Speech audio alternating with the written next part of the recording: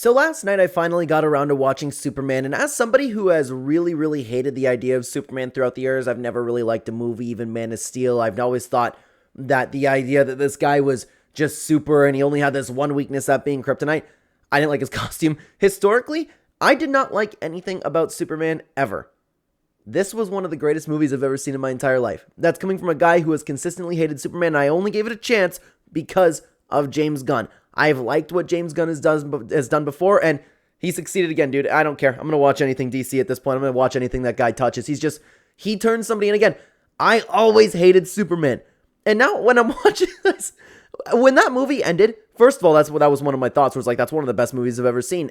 I also thought, like, what the hell is all this controversy about? I've been seeing so many mixed reviews on it.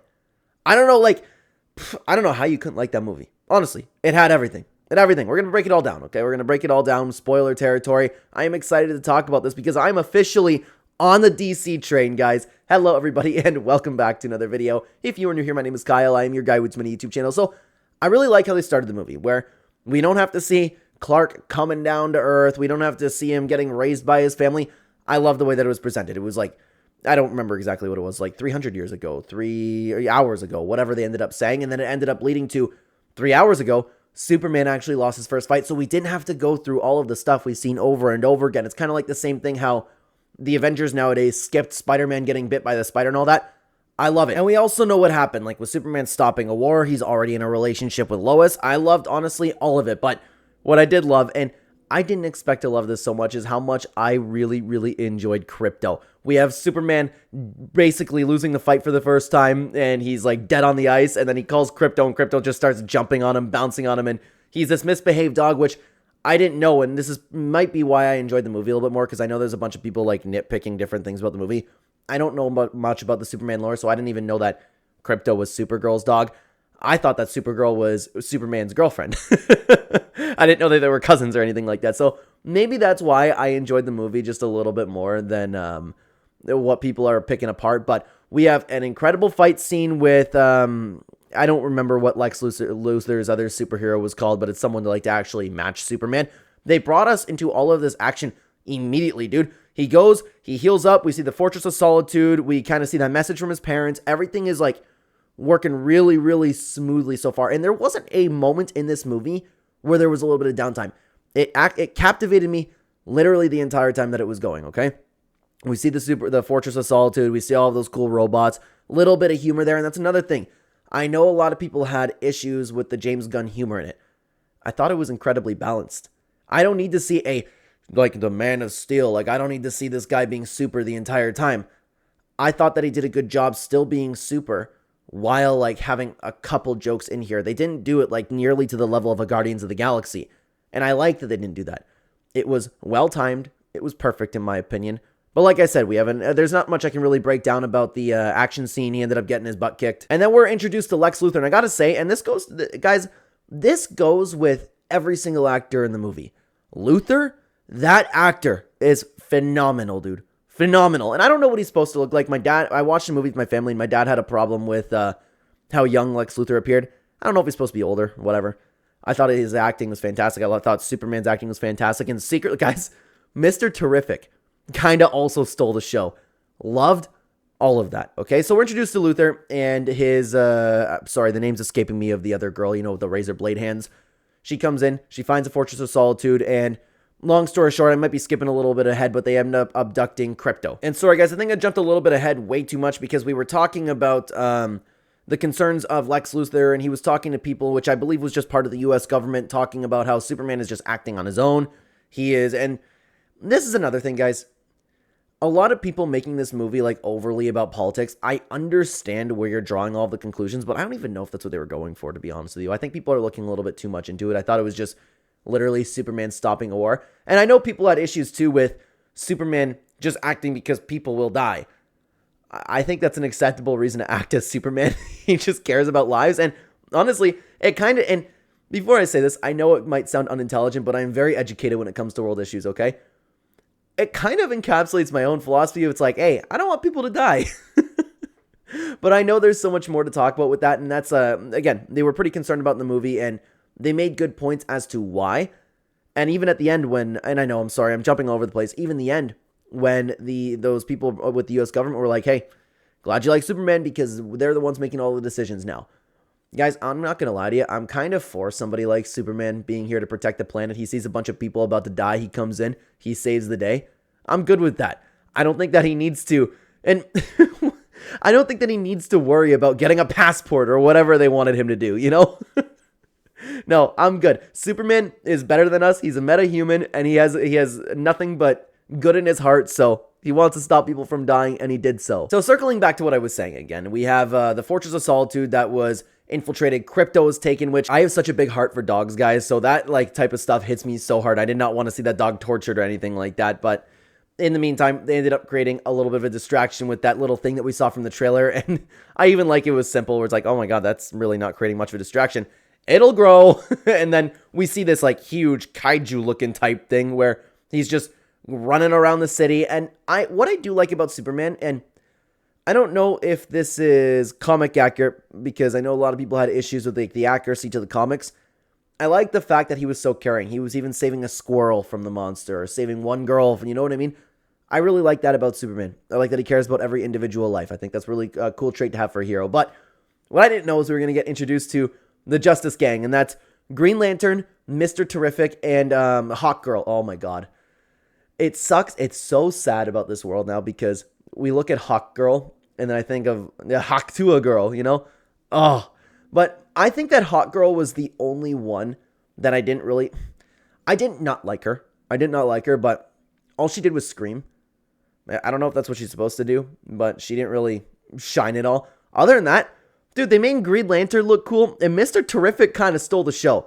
All those actors were great, dude. I thought they all had perfect chemistry together, even with Superman, and it made me more excited to see all of them. I liked the little comedic moments that we had with the Justice Gang, you know, not our name, and even at the end, you know, like, Justice Gang, that's a cool name. Yeah, you're in. I loved all of it, man. Historically, too, I didn't like Green Lantern.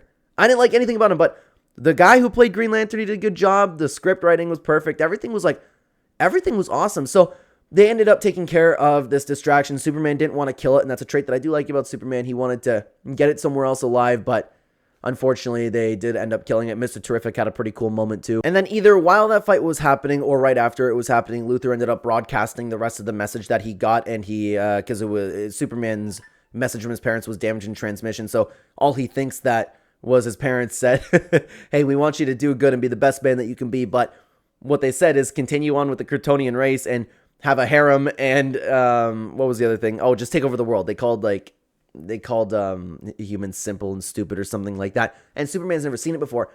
And this is what captivated me even more with the movie, because I don't know if that's a real message or not. Until like later on, where it wasn't too long, where Luthor said, hey, I didn't have to do much. That was actually the real message. I was like, oh, okay, it was the real message. Superman, oh, dude, oh my god. The other moment, too, when Superman actually busts into where Luthor is, and dude, Luthor is such a good actor, man. You know, when he's sipping on the coffee going like, well, you know, wipe the cape or whatever he said, right? So good, dude. Those actors, they all performed very, very well. I liked when Superman was coming in and he was like all... He was all just pissed off looking for the dog, and that's what I liked too, but the only way that he could get to the dog was to surrender himself. Something that I completely skipped over, because right before he surrendered himself, he had that moment with Lois where I forgot to talk about the beginning of the movie. Sorry guys, this review is a little bit all over the place. I'll touch on that right now. I like that we didn't have to see them actually fall in love together, but Lois did a good job playing Lois, or whoever the actor was. Sorry, I'm not familiar with any actor names. Whoever the actress was, she was good. But man, like, I don't understand some of these superheroes, man, because Superman comes in and he gives an interview, but she's kind of like dogging on him, and she wanted an interview kind of out of nowhere while they were like kissing. So that's already a little bit annoying. But when she's just like, Adam, Superman's like, why are you being like this? Which kind of fair, but at the same time, she was being a reporter. I don't know. Like, I think both of them were being a little bit of D-bags there. But then Lois just freaks out and is like, nah, forget it. I mean, I told you I wasn't good at relationships. And Superman's like, the Man of Steel. Like, Superman, okay? This ultra meta-human. He sees a girl going, is pouting and going, I'm not good at relationships. He goes, I love you. I I know. I'll stay with you. 3 months. 3 months. Yeah, that's the one for me. But then let's go back to the story in order that I was talking about it. Sorry about that, guys. We enter the pocket dimension now, and I thought, like, visually, the pocket dimension was so sick. I loved, like, how dark it was. And talking about recreating a Big Bang, you have, like, I don't remember what they called the river. Something was really cool about the river, too. Like, just everything there was super cool. And then you have all of these people that Luther has captured, even just one that wrote a blog about him. I thought that was, like, pretty cool. Luther is sick, man, okay? Like, and I mean, like he's a cool villain. So, Superman's in this box, and then, forgive me, the name of the guy is escaping me, the guy who can kind of make anything, but we see kryptonite, and I was like, because I hated that, man. I always hated that about Superman. You can't beat Superman ever unless you have kryptonite, and then the kryptonite always showed up, but they handled it well. Okay, so Luther was using this guy's son in another cube to, bait him into doing whatever that he wants, or manipulate him, into doing blackmail. That's the word I was looking for. Blackmail him into doing whatever that he wanted. So kryptonite's there, and I liked how tense it was between those two. Superman even brought that other guy from the beginning of the movie, or Lex Luthor brought that other guy from the beginning of the movie, shot him in the head.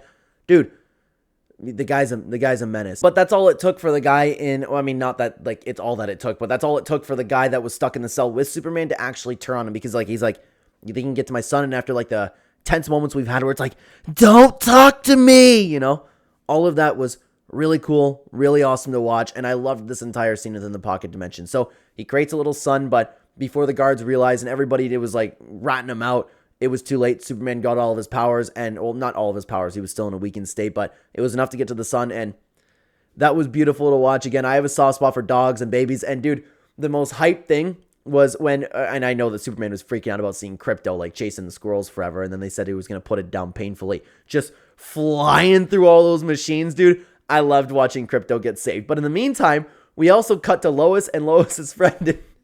The dude has Eve obsessed with him. So he gets all of this information, and he keeps talking to Lois. He's like, you don't know how much you don't know how much that you owe me. And we see a little bit as the movie goes on how much this girl's obsessed with him. And I thought that was just funny. Like, I thought it was funny where it's like you have this, like, really, I don't know, this really attractive girl with this guy who's just, like, painfully average. It was just, and she's, like, overly obsessed with him. And he's kind of like, oh yeah, I don't want to hang out all weekend, I enjoyed all that. And this is what I was talking about, where I thought when it came to the comedic moments in the movie, they balanced it very, very well. But we have another moment, too, where Lois ends up going to the Justice Gang. None of them want to help except Mr. Terrific, because it'll piss off Green Lantern. So his tech is pretty cool. We see the ship, and then he ends up finding... Oh, and when they actually find... I think it was a beach they were on. He ends up finding the pocket dimension, or whoever led them to the pocket dimension. We had a really cool fight scene from, like... And this is what was interesting, too. The camera angle of, like, was all looking at Lois. And you see Mr. Terrific just, like, walking through, looking all cool, destroying everybody there. I loved every single little bit of that. And I loved that he has, like, the DNA trail so you can actually see where Superman ended up. And then he's just like, oh, my God, this guy actually created a pocket dimension. And I can't really describe what it was. It's like, he wasn't arrogant, but he was almost, like, bothered by everybody. Like, this is why you don't make a pocket dimension. That type of behavior. I found that funny. The actor, again, who played this guy was awesome. Every single actor in this movie, I thought, they did a phenomenal job. Every one of them. Every single one of them. But then we're brought back into the pocket dimension. Lois and Mr. Terrific end up going there. And the funniest thing, dude, was when he let his little spheres out. And even then, he had some funny moments with Lois where she's like, now get your circles over there. Really? They're spherical, that type of stuff. I liked it all, man. I liked every bit of it. And I love that Krypto is being such a... Sorry, I don't know where my dog is right now, but she's sensitive to this word. Baddog.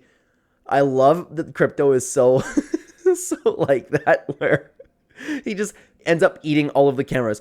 Loved all of that. And I also loved Krypto, like, throughout the entire movie, dude. Whenever Superman wanted to call him, he was just kind of off doing his own thing. Like, he was in... Sorry, I have to spell this word again. Treat. He was in, like, a whole store of those, and they were just everywhere. I loved that he was just kind of doing his own thing, whether it's chasing a squirrel, you know what I mean? And then, oh, Superman's calling. Time to barrel through everything in the world. Dude, Krypto, again, was amazing. And I love that Superman, like we had the whole fight scene too with all of the guards and Superman falling in the river trying to save the baby. There was a little bit of a black hole there. They had to escape it all.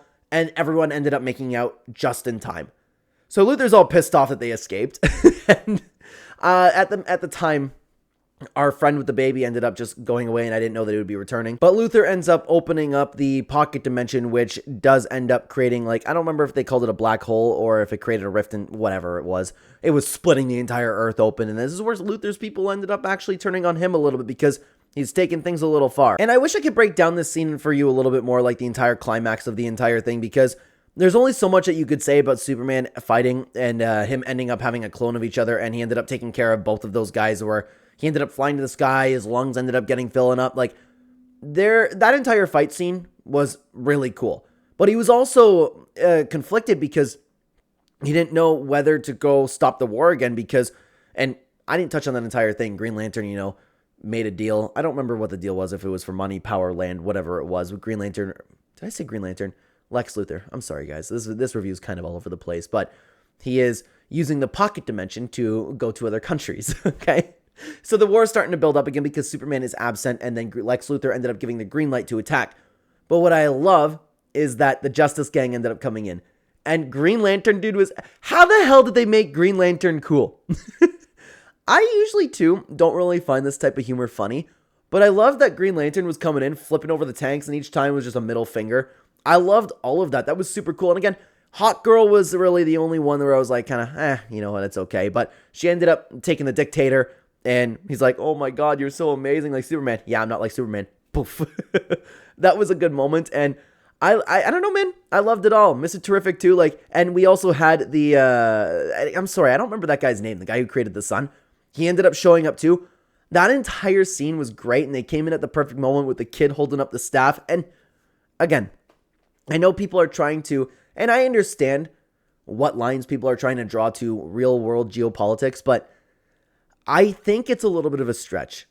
I think this is a simple story, Superman stopping a simple war, and there wasn't anything on either side of the aisle where I was like, yeah, you know what, this is what they're trying to tell. And usually I'm really good at like figuring that stuff out, but I think that people are drawing lines a little bit too much, they're connecting dots that really aren't there. I thought the story was a little bit simple, And again, I'm educated on what's going on in the world, and I understand what people are drawing these to. I just sat down, I enjoyed the movie. I didn't look at this and I go, oh yeah, this is what they're trying to do, eh? And I liked how that when it was all over too, our friend was kind of like, he wanted to join the Justice Gang, and then Green Lantern was like, no. He's like, Justice Gang?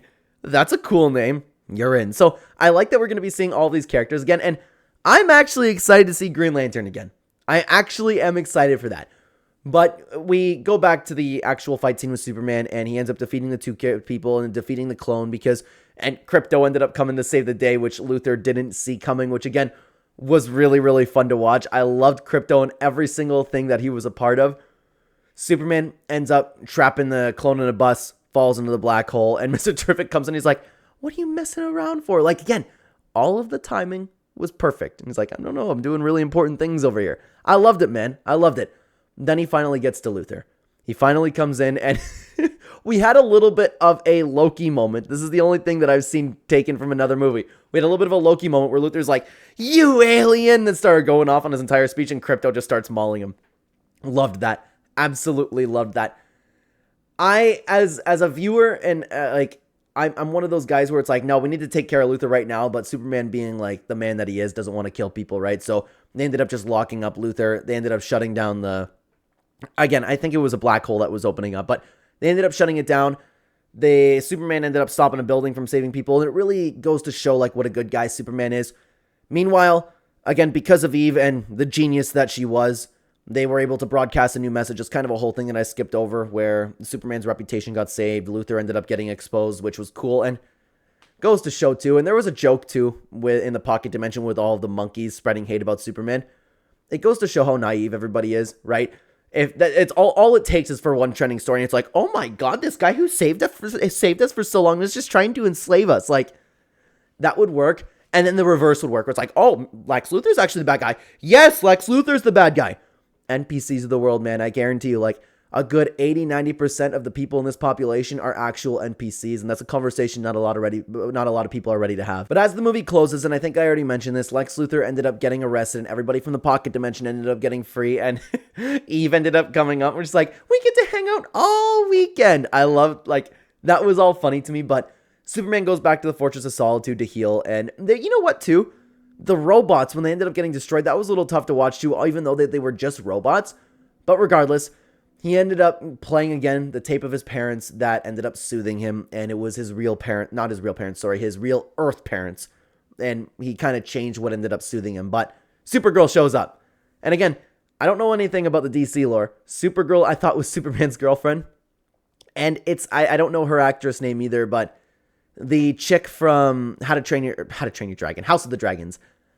Now that I'm thinking about it, and now that I know a little bit more about this, and I've seen it online now where apparently she is like watched her entire world get destroyed and everybody that she loves. So she's just like mentally kind of broken. She's not just a bratty teenager. She comes in, she's like, "Where's my dog?" And then the dog comes in and it explains why the dog's so misbehaved. It's just jumping on her over again and just biting her. I loved all of that. And thinking about this again, usually I have issues with actors that I've seen in another movie, and I know that's my own hiccup. Like, what are these actors supposed to do? Act in one thing and never again, right? I just have a difficult time. Like, I'll have a difficult time not seeing her as her character in House of the Dragons, you know? But thinking about how she played her character in House of the Dragons, I can kind of see how it would work for Supergirl. So I'm excited to see that.